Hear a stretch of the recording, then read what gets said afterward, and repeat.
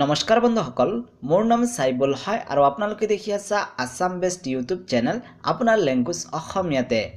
আজিৰ ভিডিঅ'তে শিকি লোৱা যে কেনেধৰণে আইকেশ কাৰ্ড ৱালেটত নিজৰ বেংকৰ পৰা পইচা এড কৰিব পাৰিবা। যদি আইকেশ কাৰ্ড নতুন বনাইছা আৰু আইকেশ কাৰ্ডৰে মোবাইল ৰিচাৰ্জ বা কোনো এখন বেংকত পইচা ট্ৰান্সফাৰ কৰিবলৈ হয়, সবৰ আগতে আইকেশ কাৰ্ড ৱালেটত বেলেঞ্চ হ'ব লাগিব, তাৰ পিছতে এইবোৰ কৰিব পাৰিবা। তেনেহ'লে আহক এতিয়া আমি আৰম্ভ কৰোঁ।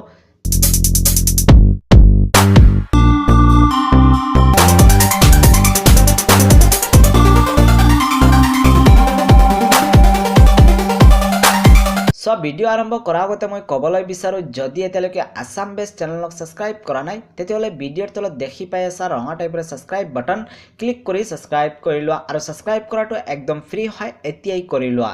তেতিয়াহ'লে মই কি কৰিম, সবৰ আগতে আইকেশ কাৰ্ড এপ্লিকেশ্যন যোনটো আইকেশ কাৰ্ড এপ্লিকেশ্যনটো অ'পেন কৰিম। অ'পেন হোৱাৰ পিছত সবৰ প্ৰথম মোৰ যোনটো পিন আছে আইকেশ কাৰ্ডৰ পিনটো এণ্টাৰ কৰিম। তাৰ পিছত মই কি কৰিম, ইয়াতে সাইন ইন অপশ্যনত ক্লিক কৰি দিম। সাইন ইন অপশ্যনত যেতিয়া মই ক্লিক কৰিছোঁ, ক্লিক কৰাৰ পিছতে অলপ পিছতে ইয়াত চোৱা লোডিং হৈ গ'ল আৰু আইকেশ কাৰ্ডত মই লগ ইন হৈ গৈছোঁ। এতিয়া চোৱা ইয়াতে আপোনালোকে দেখি পাইছা ৱালেট বেলেঞ্চ 0 আছে।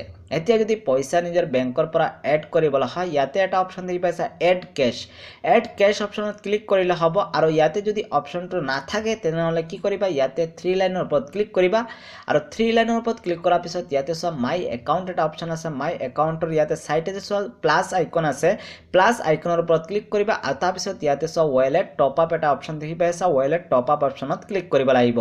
ৱালেট টপ আপ অপশ্যনত ক্লিক কৰাৰ পিছত ইয়াতে ইণ্টাৰ এমাউণ্ট বক্সতে ইণ্টাৰ কৰিব লাগিব যে কিমান পইচা এড কৰিবলৈ বিচাৰি আছা। আৰু চোৱা মই ক'বলৈ বিচাৰোঁ, আইকেশ কাৰ্ডত যদি পইচা এড কৰিবলৈ হয় 200 টকাৰ ওপৰতে এড কৰিব লাগিব। যদি 200 টকাৰ কম মানে 100 টকা যদি এড কৰিবলৈ বিচৰা বা 199 যদি এড কৰিবলৈ বিচৰা নহ'ব, যেহেতু 200 টকাৰ ওপৰতে এড কৰিব লাগিব। ইয়াতে মই 200 টকা ফিল কৰি দিছোঁ আৰু তাৰপিছত ইয়াতে টপ আপ অপশ্যনত ক্লিক কৰি দিম। আৰু চোৱা মই ক'বলৈ বিচাৰোঁ, যদি অফলাইনৰ মাধ্যমেৰে টকা এড কৰিবলৈ বিচাৰি আছে আইকেশ কাৰ্ডত তেনেহ'লে ইয়াতে ৱালেট টপ আপ অফলাইন অপশ্যনত ক্লিক কৰাৰ পিছতে নিজৰ ওচৰে পাজৰে যোনজন এজেণ্ট হয় এজেণ্টৰ ফোন নম্বৰ উলিয়াই আহি যাব, লগতে এড্ৰেছ উলিয়াই আহি যাব। এজেণ্টৰ পৰাও পইচা এড কৰিব পাৰিবা আইকেশ কাৰ্ডত, ঠিক আছে। এতিয়া মই কি কৰিম, ইয়াতে টপ আপ অপশ্যনত ক্লিক কৰি দিম, কিয়নো মই অনলাইনৰ মাধ্যমেৰে পইচা এড কৰি আছোঁ আইকেশ কাৰ্ডত। এতিয়া চোৱা ইয়াতে পে'মেণ্ট মোড আহি গৈছে আৰু সবৰ প্ৰথম ইয়াতে দেখি পাইছা credit card, debit card, net banking আৰু UPI। ইয়াতে 4টা অপশ্যন আছে, 4টা অপশ্যনেৰে পইচা এড কৰিব পাৰিবা। যদি ক্ৰেডিট কাৰ্ডেৰে পইচা এড কৰিবলৈ বিচাৰি আছা তেতিয়াহ'লে ক্ৰেডিট কাৰ্ড চইচ কৰিবা। আৰু ডেবিট কাৰ্ড মানে ATM কাৰ্ড বা ATM কাৰ্ড ভিছা হ'ব পাৰে বা ৰুপে বা মাষ্টাৰ হ'ব পাৰে। যদি এনেধৰণৰ কাৰ্ড আছে তেনেহ'লে ডেবিট কাৰ্ড চইচ কৰিবা। আৰু যদি নেট বেংকিং মানে ইণ্টাৰনেট বেংকিং আছে তেনেহ'লে ইণ্টাৰনেট বেংকিং চইচ কৰিবা। আৰু যদি ভীম UPI, ফোনপে UPI বা গুগল পে UPI বা পেটিএম UPI ইউজ কৰি আছা তেতিয়াহ'লে UPIৰ মাধ্যমেৰেও পইচা এড কৰিব পাৰিবা। কিন্তু ইয়াতে মই ক্ৰেডিট কাৰ্ডেৰে পইচা এড কৰিম, সেইকাৰণে ক্ৰেডিট কাৰ্ড চইচ কৰিম। ক্ৰেডিট কাৰ্ড চইচ কৰাৰ পিছত সবৰ প্ৰথম ইয়াতে কাৰ্ড নম্বৰ এণ্টাৰ কৰিব লাগিব।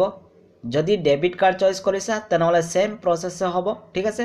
মই ইয়াতে মোৰ ক্ৰেডিট কাৰ্ড নম্বৰ এণ্টাৰ কৰি দি আছোঁ।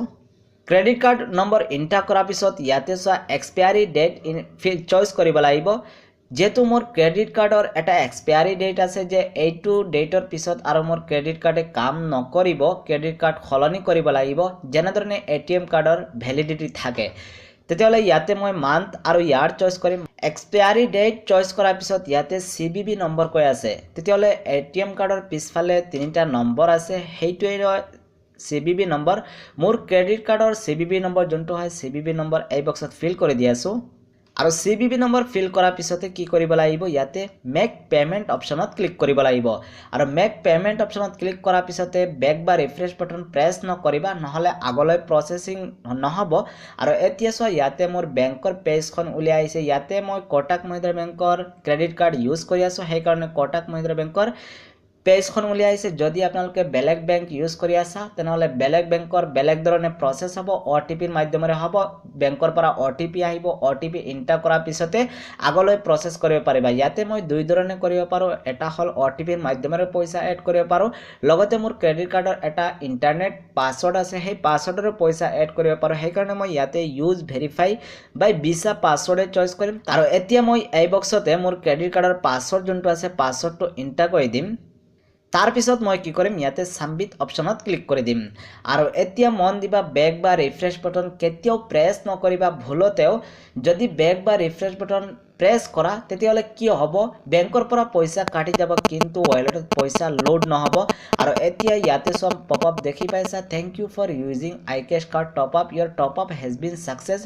যেটো মোৰ টপ আপ সাকসেস হৈ গল ট্ৰানজাকশন আইডি কি হয় কিমান টকা এড কৰিছো কোনটো ডেটত হয় বেংক ট্ৰানজাকশন আইডি কি হয় সব ইয়াতে শো হৈ গৈছে এতিয়া মই হোম অপশনত ক্লিক কৰি দিছো আৰু এতিয়া সো আপোনালোকে দেখি পাইছা ইয়াতে ওয়ালেট ব্যালেন্স 200 টকা হৈ গল যেটো সবৰ প্ৰথম দেখি পাইছিলা ইয়াতে 00 আছিল এতিয়া মই 200 টকা মোৰ বেংকৰ পৰা এড কৰি লৈছো সেই কাৰণে ইয়াতে 200 টকা ওয়ালেটত জমা হৈ গল এতিয়া এই 200 টকাৰে মই ট্ৰেইন টিকেট বাস ticket hotel booking airline booking money transfer মানে যিকোনো বেংকত পইচাও ট্ৰান্সফাৰ কৰিব পাৰো সো কেনেদৰে KYC কৰিবা কেনেদৰে iCash কাৰ্ডৰ নতুন একাউন্ট বনাবা আমি তো আগৰ পৰা শিকি আইছো আজিৰ ভিডিওতে শিকি লৈছো যে বেংকৰ পৰা iCash কাৰ্ড ওয়ালেটত পইচা কেনেদৰে এড কৰিব পাৰো পিছৰ ভিডিওতে আমি শিকিম যে iCash কাৰ্ডৰ মাধ্যমেৰে কেনেদৰে যিকোনো বেংকত পইচা ট্ৰান্সফাৰ কৰিব পাৰো তেতিয়ালে আজিলৈকে ইমানে যদি ভিডিওটো ভাল লাগিছে লাইক এন্ড শেয়াৰ কৰিবা আৰু যদি কিবা প্ৰশ্ন আহি আছে তেনহলে কমেন্ট বক্সত নিশ্চয় লিখিবা বাই বাই